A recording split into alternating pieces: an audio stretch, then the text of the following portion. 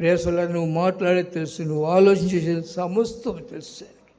కనుక రాయబడుతూ ఉంది, నువ్వు ఎక్కడో రాస్తూ ఉన్నాడు. పశ్చాత్తాపంతో మారు మనసు పొందినాడు, హృదయమనే తలుపు తెరిచినాడు. ఆ తలుపు తెరవబడినప్పుడు నేను మీతో ఉంటాను, మీతో భోజనం చేస్తానని చెప్పిన దేవుడు అబద్ధికుడు కాదు, ఆయన సత్యవంతుడు. ఆయన మాట ప్రకారం నీ హృదయాన్ని ఇప్పగలిగితే, నీవు దేవుని సదబడి కన్నీరు కాచి పశ్చాత్తాపడగలిగితే దేవుడే నీ దేవుడే. చెల్లి కాండుగా నేర్చుకున్నట్టు ఆనందాలతో అభిషేకం. ఆయన వస్తున్నాడు, మాట వినగానే వస్తుంటే ఈయన వెళ్తున్నాడు, ఆయన వస్తున్నాడు అంటే ఈయన హృదయాన్ని దేవునికి ఇస్తున్నాడు, దేవుడు హృదయంలో జారిపోతున్నాడు.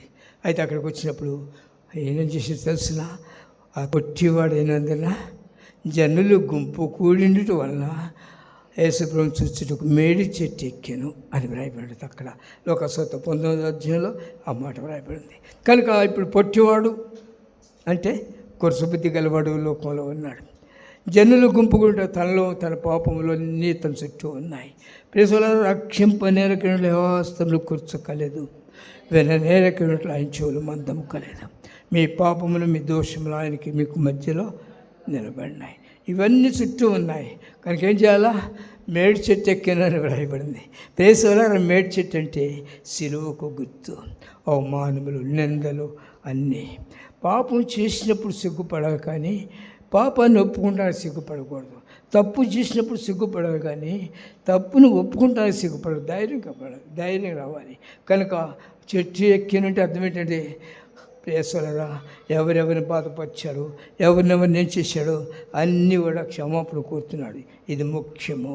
ఒక క్రైస్తవుని జీవితంలో ప్రేమ కలిగి దేవుని చేత ముద్రింపబడి ఉండవాలంటే సహోదరుని ప్రేమించడం నేర్చుకోవాలి, క్షమించడం నేర్చుకోవాలి, ఎవరినైనాను వారిని ఓర్చుకుంటూ నేర్చుకోవాలి. తెలిసిన నా జీవితంలో నేను చూసినప్పుడు వెళ్ళిపోయి దేవుని సేవకులు పాదాలు పట్టుకుని ఏడ్చాను, క్షమాపణ కోరాను. అనేక విషయాలు అవన్నీ చెప్పడానికి సమయం చాలు. కానీ కొన్ని విషయాల్లో దేవుని సేవకుల్ని బాధపరిచినాను. అంటే దేవుని సేవకుని బాధపరచడం అంటే దేవుని బాధపరచడం ఎంతవరకు తెలుసు? నా సేవకుడు ఎక్కుంటాడో నేను ఎక్కుంటాను. వెళ్ళి వాడు కాళ్ళు పట్టుకుని ఏడ్చాను, బ్రతిలాడినాను. అప్పుడు మరలా తిరిగి నేను దేవుని సన్నిధిలో ప్రార్థన చేసుకునేదానికి ఆ దేవుని ఆత్మ నాకు అనుగ్రహించాడు. ఆత్మ అల్లరికి కత్త కాదు, ఆత్మ అబ్బా తండ్రిని మూడు కన్నీరికి వచ్చేది ఆత్మ. కనుక ప్రేసలారా అక్కడికి వెళ్ళి అంత సిగ్గుపడకుండా ఒప్పుకుంటున్నాడు, నా జీవితం ఇది, నేను ఇది వెళ్ళడానికి కాదు, సంపాదించుకుంటూ అన్యాయం చేశాను, లంచాలు తీసుకున్నాను అన్నీ చెబుతున్నాడు. ఏమి చెప్పకుండా పూడ్చిపెట్టి పైకి ప్రభా నేను పాపిని, మేము పాపను కుదరదు సోదరు, మేము పాపం ఏంటి, నీవు పాపి, నేను పాపం చేసావు అది చెప్పు దేవుని దగ్గర.